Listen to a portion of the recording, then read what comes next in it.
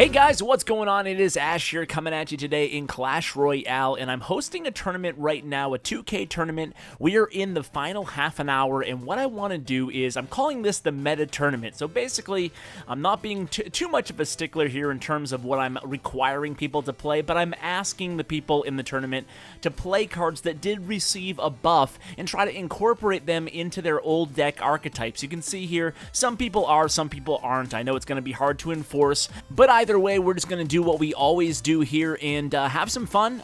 Stick around for a while. It's going to be a longer episode, and yeah, hopefully cover some strategy tips along the way, help you guys out doing what we always do. So we're going to kind of jump right into it here. What we're going to do is stay within the top 10 in this tournament here. They're all very skilled players. I announced this one about 24 hours ahead of time, so a lot of people knew about this tournament.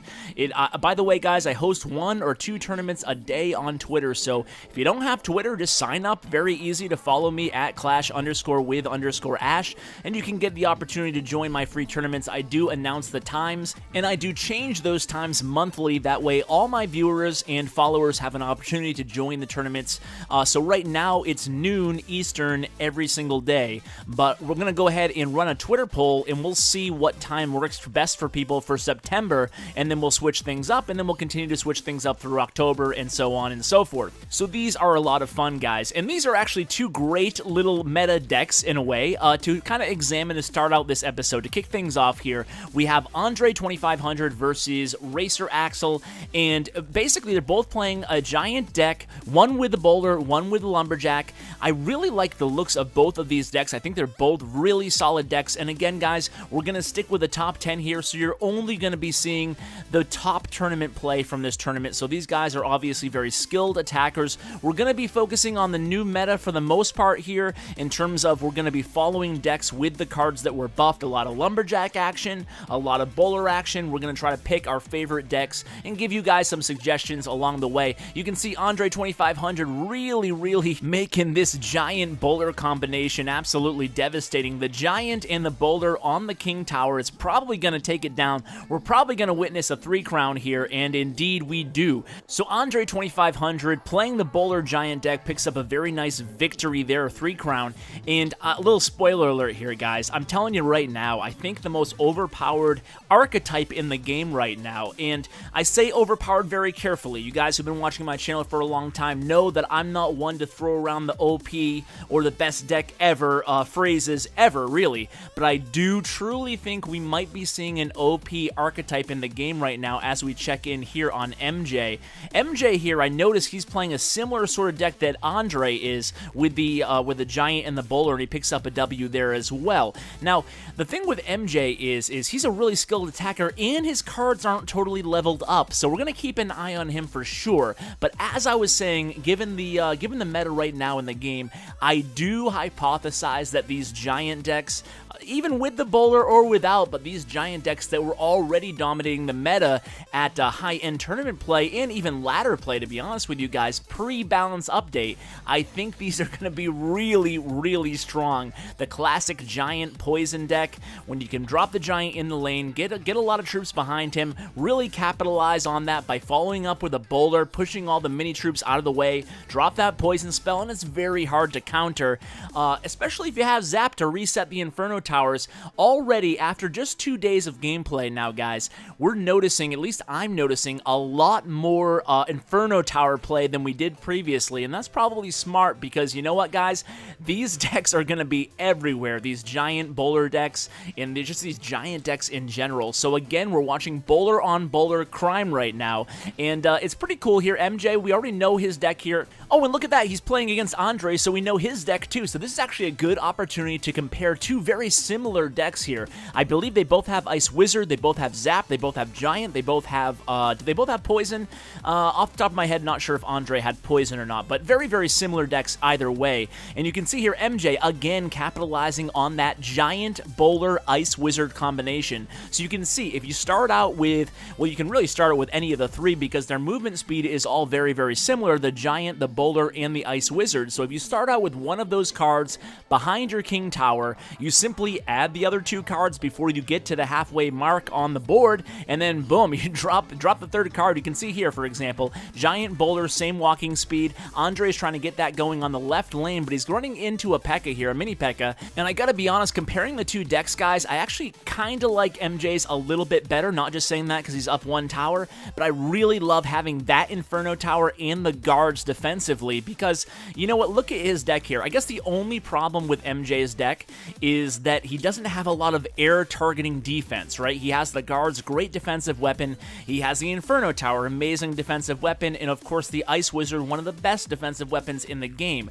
But as far as air targeting troops, I mean, you're really relying very heavily on the Ice Wizard, the Poison, and the Inferno Tower to counter whatever the opponent throws at you. So I would like to see MJ against like a Lava Hound deck.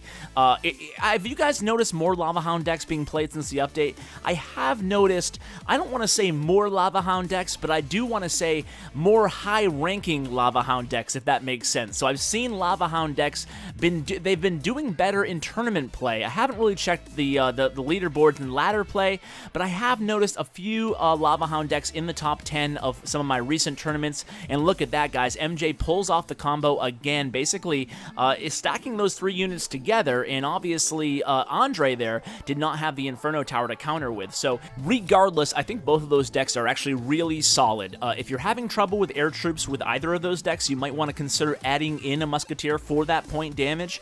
There's a few spots we can add it in, but we'll talk about that throughout the video today. So let's kind of focus on this. By the way, you saw the Princess there. Have you guys played the Princess since she was nerfed? I think that Radius nerf had hit her a little bit harder than the Clash team had intended, and I'll go ahead and relay the new information regarding the Princess right now on the screen if I remember to go back and do it. But basically, they announced today that they are going to increase her attack speed, I believe. Basically, they want to make sure that she can still hit on incoming units that are very fast speed. So that's very important, obviously, to the Princess. If you can't do that, then you're really in a lot of trouble. So let's kind of focus in on this match here. It's very, very close at this point. So we're looking at 2 decks that were very popular before the balance update here. On the bottom, you can see it's basically just a standard miner cycle deck, a lot of defensive options in the deck, and on the top you can see it's just basically, again, a very standard giant poison deck. 2 very powerful decks given the current meta, and I think they'll definitely remain popular. The log, you can see a little bit of log play there. I'm not sure if you guys have tried out the new log yet, or the new log, I don't know, but have you tried it out yet, guys? It moves really fast, but I said this on Twitter the other day, and to be honest with you, I'm standing by that. I still think, me personally, I still prefer Zap. You can't get away from the benefit and the value of that reset. It's super valuable against, you know, a Royal Giant, obviously. Against Sparky, it's incredibly valuable, and it comes in handy in just so many different types of decks. Even with the half-a-second stun as opposed to the 1-second stun, you can still get a lot of bang for your buck out of that Zap spell, and it still comes in handy with the Hog Rider. As you can see here, Sid is actually playing a deck. Let's see if he has a Zap spell with this Hog Cycle deck. A pretty interesting deck here being played by Sid, and again on the bottom we're watching MJ again, and it's basically going head-to-head. We have a Hog Cycle deck with the log added to it, and the Inferno Tower. I can only imagine that last card has to be Zap, although with only 1 minute left in the contest, I'm surprised he hasn't used his Zap yet. If it is a Zap, it might be maybe Freeze? I'm not sure. We'll have to wait and see what that last card is by Sid there. But MJ, we know he knows what he's doing here. Look at the good job that MJ has been doing defending. You can see against 2 Inferno Towers, this match might be going into overtime. Oh, real bold call there by me going into overtime. No one's even touched each other's towers yet. This one might be a tie. We'll have to just wait and see. These guys are both really, really good defenders with defensively minded decks here. So it looks like Sid can't get his Hog Rider to even get to MJ's left tower there. And on the other side of the map, it doesn't seem like MJ can get past these Inferno Towers here that Sid keeps dropping on him. So this should be an interesting match to see where it ends here. I believe Sid is also in the top 10 right now, so this is definitely a match of the heavyweight, so to speak.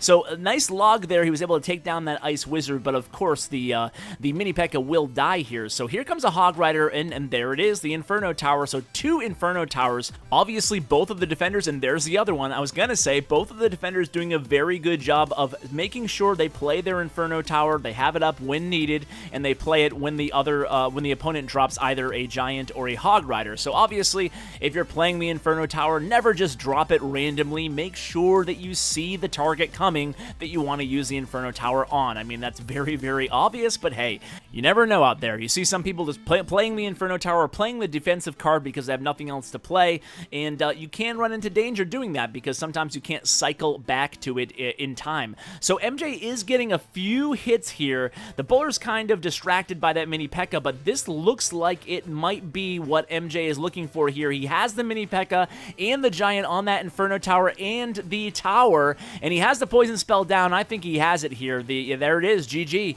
MJ pulls off another victory. I have a sneaking suspicion that we are going to be watching a lot more MJ action in this episode here, because we are going to stay again in the top 10 this entire video. So MJ is in first place. Let's take a look at these other decks. Let's take a look at this Lumberjack deck here being played by Giovanni. So Giovanni here is playing a Bowler Lumberjack Giant deck, very similar to the deck we saw being used by Andre to start off this video. And you can see here he's playing the Princess as well. A little bit different in terms of card selection, but it should be interesting to see how he does here going against another classic Giant Poison deck being played on the top there by Rayo. So it's not looking too good so far for Giovanni here. We kind of jumped into this match in overtime, unfortunately, and it looks like this Giant is going to take down the tower. Rayo pulls off the victory, unfortunately, because I am kind of pulling for the players who are being good sports and playing the balanced, the newly buffed, I should say, cards in the balance update. So guys, what do you think of the balance update? I mean, I have not done a Clash Royale video in a couple days. A lot going on in Clash of Clans right now, so I'm trying to kind of balance. I like to keep the videos at 50-50 ratio, so I try to alternate days with Clash Royale and Clash of Clans, and with all the balance stuff going on in Clash of Clans and Clash Royale, I feel like I have a ton of content to share and just not enough time to make these videos.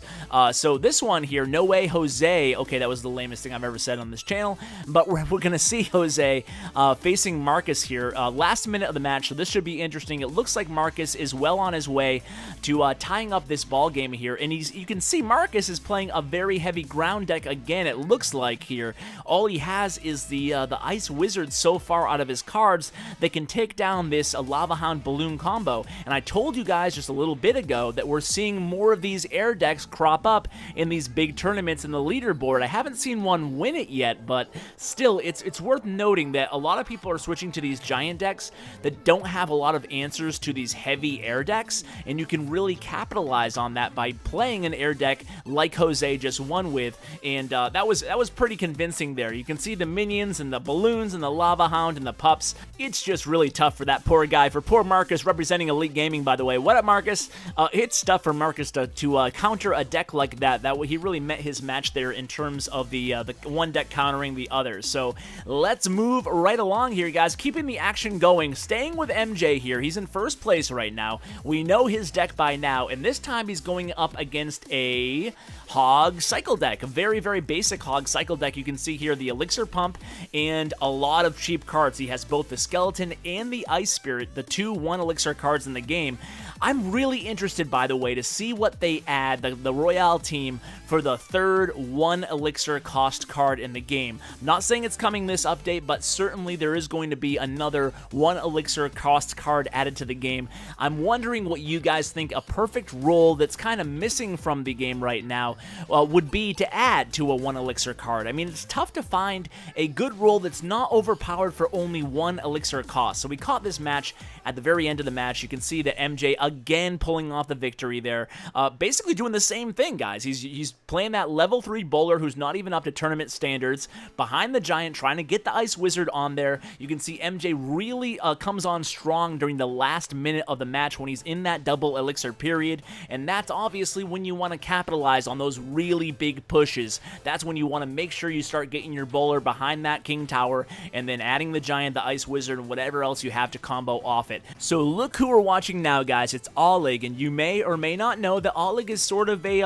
local celebrity here around the Clash with Ash channel. He is the only player to win my daily tournament 3 days in a row, and that is something to be very proud of because these tournaments have stiff competition, as you guys tell me every single day on Twitter. Every day, without a doubt, I get a comment saying, Jesus, Ash, your tournaments are serious, man. They are really, really more difficult than your average tournament. That's because the word kind of spread, and we've kind of developed a little community in these daily Twitter tournaments. The same guys playing every single day, and these guys play the same decks every single day, like Oleg. Oleg always plays the same exact deck, hasn't changed a card since we've known him here on the channel. So you can see the Fireball and the Inferno Tower will be the next two cards he plays. 100% put the house on it because, yeah, that's what he plays. So guys, speaking of houses, by the way, I usually don't do this on the channel, usually don't share personal stuff that often. I've never done it in Clash Royale for whatever reason, but not intentional, nothing against you Royale players. But guys,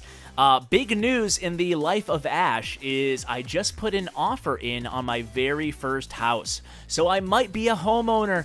I'll be honest with you guys, I'm a little bit more excited than I thought I'd be about it. Not that a house is something to scoff at and not be excited about, but you know what? I'm kind of a really easygoing guy in real life. I don't get super amped up for big decisions. I like to kind of think them through and take it slow, but I don't know, guys. I am really psyched about this house idea. So don't know why I'm sharing that, didn't intend to, but hey, it's what's going on in my life, and yeah, I hope I get it. We'll have to see. But anyway, back to this match. We have Oleg here playing the deck that he's known for. And guys, this match, more than any match of this tournament, well, I can't say that, who knows, right? But this match especially, you're going to want to watch how Oleg plays. He's one of the best Hog Cycle players that I've ever seen in the game, and I'm not just blowing smoke up his you-know-what, guys, but I'll tell you what, man, the thing about Oleg is he has, besides that Fireball, of course I say that, and he has his only misplay of the game, but guys, I'll tell you what about Oleg, man. He is one of the best minor Hog players out there,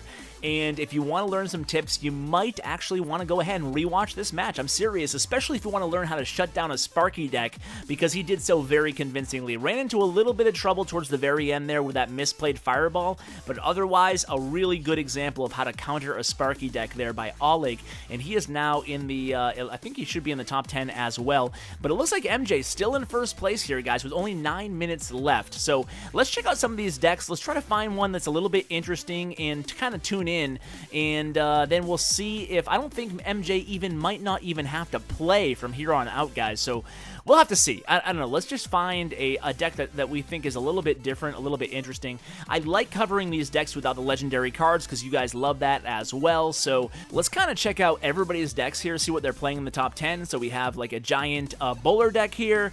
We have I just want to pick the same people over and over again. We have a classic giant deck there. That's not interesting. We have or maybe it is, Sid's deck. We already know that. It's a Hog Rider log deck. So a bowler non-legendary deck there. And we have just a regular minor cycle deck. So I'm thinking maybe, oh, look at this, guys. This is an interesting deck here. Top 10 too with the Rocket Golem Witch deck. This should be really interesting. And look at that. A Rocket right off the bat try to save his tower, and of course we jinxed him there. We hopped in and he loses. So Toodalicious, I kind of want to watch Toodalicious' next match just to see how he's been playing this deck. So obviously he lost there, but it's definitely worth taking a look at this deck, I think, guys. I love seeing these different decks, and you guys know the Royale team, they keep buffing the Golem every single balance update, and people still keep preferring the Giant. So let's look at this Golem deck here. It looks like he's in another match. Let's kind of hop in, see if, oh, he's playing against Giovanni. So I think Giovanni is playing if I'm not mistaken, he's playing a Bowler Lumberjack Giant deck. So let's see how Toodalicious handles his Bowler Lumberjack deck with his Golem Witch deck. Definitely a clash of the metas here, no doubt about it. So Giovanni here gets the Lumberjack out first. That's what you want, obviously. People trying to relearn how to play the Lumberjack, and I'm one of those people, you know, because I didn't use it too often before the big buff, but now it appears, at least according to my YouTube subscriptions, it appears the Lumberjack is the most OP card of all time in the history of Clash Royale. At least that's what people say. But I don't know. You guys be the judge. I'm not sure yet. I have not played the Lumberjack enough. All I know that his attack rate, his swing rate, seems absolutely ridiculous. It's still a little bit tricky to use the Lumberjack unless you played him for a while, because if there is a little bit of an art to making sure that you get him in there the right time so he can die first and drop his rage spell to take advantage of. So I'm going to start playing him way more often so I can try to get a better handle for the best way to use him, because like look at what we just saw here by Giovanni. He sent him in after the fact against this tower, and I think it's going to be a totally wasted Lumberjack. So that's what you kind of want to watch out for, like little moves like that. So let's see what Toodalicious does here. Toodalicious, what a funny name. So Toodalicious is going to get some heavy damage here with the Witch Skeleton combo. Look at that. And it is well played, as Giovanni says there. Getting the Witch by herself onto a tower, man, that can totally crush your opponent. Kind of like the Musketeer by herself on a tower. It's deceiving because you think of those units as somewhat squishy, but I'll tell you what, they both have a very, very fast rate of fire, and they can take well over half the hit points off your tower. So be very careful next time you see a solo Witch or a solo Musketeer on your tower. They can do a lot of damage. And it'll be interesting to see if the Witch might get a little bit more love now, as we're seeing so many of these giant decks. The Witch is really good a counter to a giant. Why? Because A, obviously the skeletons do a significant amount of damage to the giant, and B, whatever the opponent plays behind the giant, it could be minions, it could be goblins, no matter what it is, if it's squishy, obviously the Witch has the AoE attack, so you don't have to worry about, you know, dealing with, if you put a Musketeer, for example, against a giant, you have to worry about dealing with those swarms of units behind the giant, and then they go right on your tower. Obviously, the splash damage by the Witch can mitigate that. So we're going to go into overtime again. It feels like almost all these matches have gone into overtime so far, and again, we're going to see the Witch on defense here for Toodalicious, but I don't think it's going to be enough.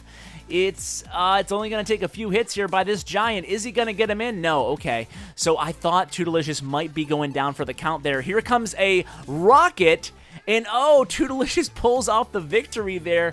It's funny, I'm watching the match, I'm watching all his cards, totally forgot that he could have used the rocket there to pull off that victory. So very nice win there with that Golem Witch deck. If you guys are looking for a deck that's a little bit outside the box there, give that one a whirl. See what you think of it. Let me know in the comments if you use it, how it does for you. So let's kind of hop back into where we started this episode and really kind of end strong, covering these boulder decks that I really love. I love these boulder giant decks. I mean, I've been trying to experiment with them as well in ladder play, and I'll be honest with you guys, having mixed results, still trying to get the hang of them. I'm more of a speed deck guy, so all in all, I'm not much of a giant player as is. I have been requesting, though, giants exclusively as my card request in my clan, and I've been doing that for like 2 months now, or 3 months. It's been a while since I've been on all giants, and I'm trying to get them to level 10, so still a ways to go for me, but really can't wait till I get my giants to 10, and look at this big push here in the right lane. This might be enough for the 3 crown here. Look at this. It's a mini P.E.K.K.A. It's 2 giants. We have the Ice Wizard, Ice Spirit, Bowler, you name it. It's on the King Tower, and don't call it a comeback.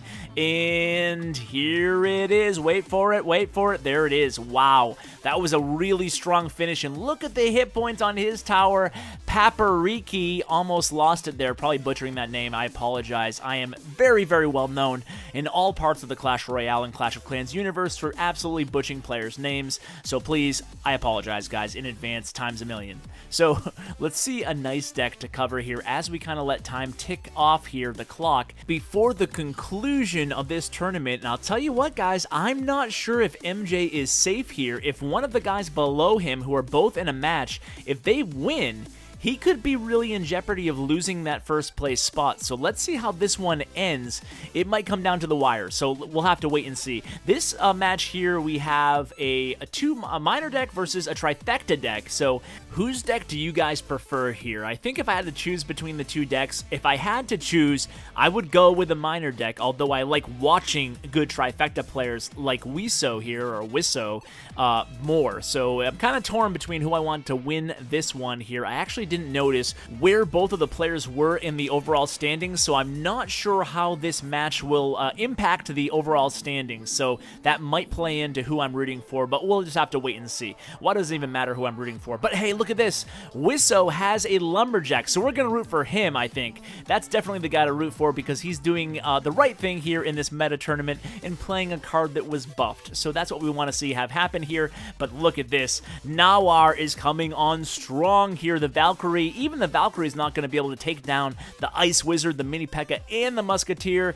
And it looks like that tower's just about to go down. It does. I don't know, man. That was a really tough push there with the Ice Wizard, Musketeer, and Mini P.E.K.K.A. There's not much you can do against that, especially when you already have a miner beating away at your tower. But here he comes back at him here with the Hog Rider on Rage. But unfortunately, look at all that defense. Again, that same, not the trifecta, but that same trifecta of troops, that same trio of troops, the Mini P.E.K.K.A, the Ice Wizard, and the Musketeer, stopping that push there by Wisso, and looks to be coming on strong again offensively. Another pretty big push here, but luckily he's able to shut it down with that Musketeer and a Zap spell. So looks like Wisso here won't be jeopardizing the 3-crown loss, but unfortunately not going to be able to pull off this W unless that Lumberjack pulls off a miracle, which he does not.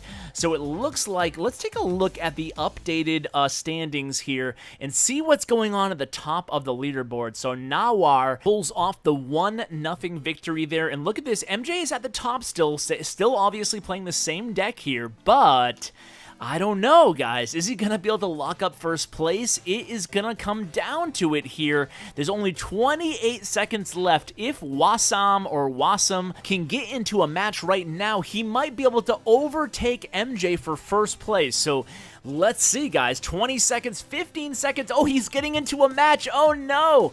MJ needs to get into a match. He only has 10 seconds. I doubt he can, but who knows? He might be searching right now, so we'll see how this plays out. It's Jose versus Wasam. We've watched both of these guys previously in the tournament, and this should be good here. I don't know. I think I'm going to go ahead and root for Jose because I kind of want MJ to win since he's playing the bowler deck, and I think that Wasam, if I remember correctly, is playing is it a miner deck, or is he playing just a giant deck? I'm not sure, to be honest with you. We'll have to see. I can only see 3 of his cards, and I seem to have forgotten what he was playing. So either way, this might be for all the marbles. It probably is for all the marbles for Wasam, so we'll see what he does here.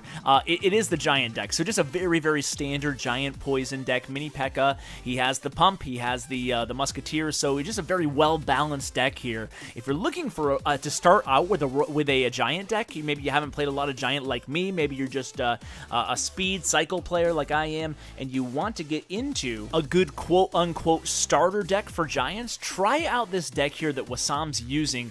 It's pretty well balanced. It's very, very good defensively, so you can be patient with a deck like this. You can let the match come to you a little bit, see what your opponent has, and then see what happens. Now look at this here. He's on the King Tower, and I think he might pull off the 3-crown. Oh my God.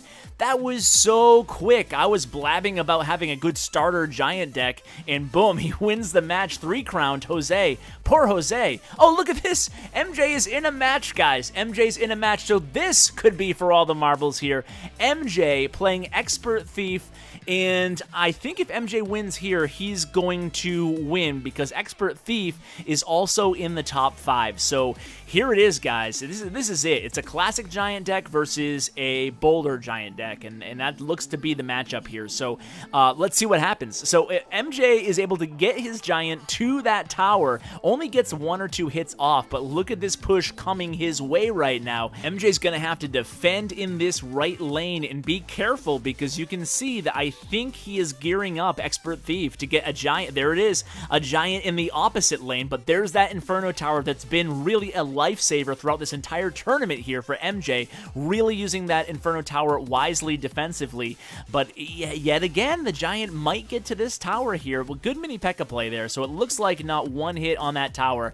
And it's kind of tied up right now. I can't believe that MJ got into a match with only a few seconds left. And it looks like this might go to overtime here. But the Inferno Tower doesn't... Oh, there it is. I was going to say, I don't think he has the Inferno Tower up right now. But this is going to be tough. There's that Zap spell. He has the mini P.E.K.K.A. A good guard play there by MJ. And now all these... Oh, come on, MJ.